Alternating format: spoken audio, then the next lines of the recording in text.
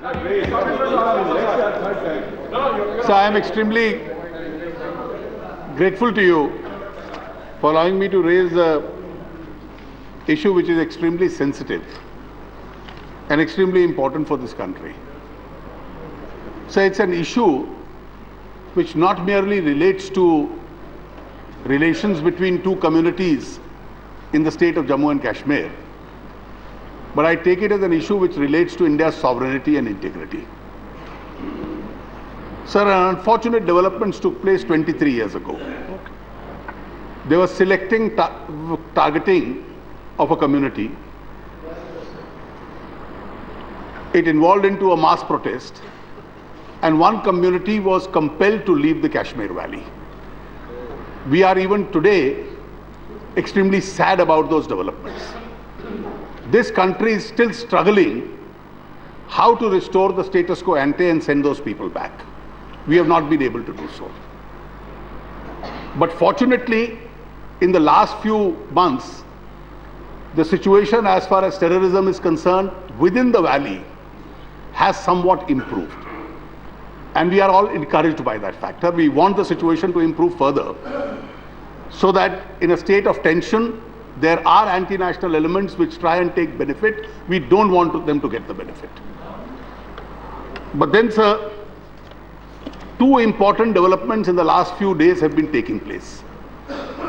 One on which the Honorable Defence Minister a few days ago made a statement, namely that there has been an increased pressure from across the border on the line of control, and the number of incursions have increased. The second, that even though Valley was relatively peaceful, in the hilly regions of Jammu, there has been some activity which has been a matter of huge concern even before the recent developments that took place. Now, Kishtwar is a district of mixed population, as most of the districts in that region are. Historically, the community relationships in those districts has been extremely cordial. Tension between communities, etc., has been very rare. There were few instances of tension 5 years ago during the Amarnath movement, but those were short-lived, and finally the situation there also had improved.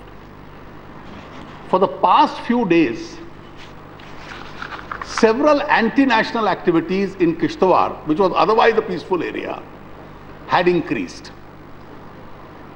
On the day of the holy festival of Eid, small instances led to a protest, a demonstration. And thereafter what took place has been extremely unfortunate and sad. The procession again started selective targeting. And when this selective targeting started, it was brought to the notice of the Government of India at the highest level. The Honorable Prime Minister was spoken to within literally minutes of these instances, because between 1990 and 2013 there is a difference. People communicate on mobile phones now, they communicate on the Twitter, they communicate on email, and within minutes information started reaching Delhi as to what had happened. People were crying out of helplessness, and the entire police was a mute spectator. There was complaints that a senior functionary of the state government could have been involved, and that's a matter which requires to be investigated. After this was reported, the matter was immediately brought to the notice of the highest in the government, the Honorable Prime Minister. And in early afternoon, we were all told that the situation is tense and the army is being moved in. We kept telling everybody who communicated with us that the army is being moved in and hopefully the situation would come under control. The functionaries of the district, whether it was the district magistrate or the collector or the senior superintendent of police, were all spectators, took no action.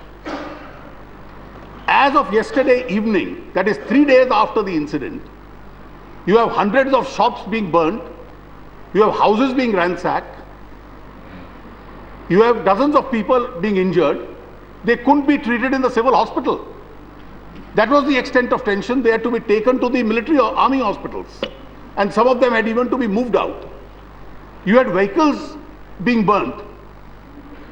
You had some people, innocents, who also lost their lives. And this situation should have been immediately brought under control. But for the next few hours, whereas we were saying that we have an assurance from the government of India that army is being moved in, I do understand that the Home Ministry, the Defense Ministry went into action and said army should be moved in. It was only till late evening that the army, which was otherwise present close by, got positioning. And in these 6-7 hours, there was mayhem in the town of Kishtwar. And obviously when word spreads, and now you have more means of communication, you had tension in all the neighboring areas as a result of this. I do understand that the two concerned officials, the district magistrate and the SSP, had to be moved out because of their complicity or inaction. Our friends in the BSP have been complaining that the son of their district president has unfortunately died. I am sure so many others, this would have happened to some others also. We sympathize with them. Now, what do we do in a situation like this? Do we impose censorship so that nobody comes to know? Do we have an ostrich-like approach that media will not be allowed, anybody will not be allowed into those areas? I do remember, sir, when the Amarnath movement took place and there was vast protests both in the Jammu region and the valley, Mr. Shivraj Patil took a delegation of members of parliament. We went to both the regions, we tried to cool down the tempers. Thereafter, when the stone throwing agitation took place, Mr. Chidambaram took an all-party delegation, which tried to meet everybody so that people exhausted their angers. And here we have an approach that let's just put an iron curtain in the state, not allow anybody to enter the state, and whoever is entering the state is only entering with the idea of disturbing. The media doesn't publish anything that you had this kind of a mayhem in the state. This was not merely a problem between communities. I can tell you, if it doesn't stop in these regions, it was intended to send a signal of the kind in 1990, which still hangs around our neck as a garland of shame. What happened in the valley in 1990.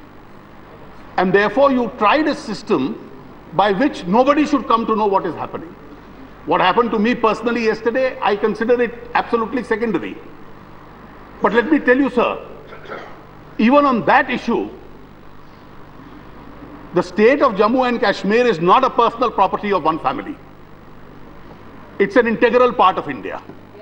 And you will have to decide how it is to be governed.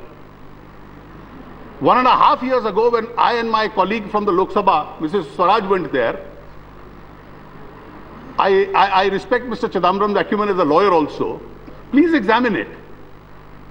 Section 144 to prevent your entry into the state. What did we go for? We wanted to address a rally in Jammu where national flag was to be hoisted. Section 144, to prevent your entry into the state, the two of us were physically lifted and sent outside the state. Externment orders under Section 144. Start this practice. This is exactly what happened yesterday.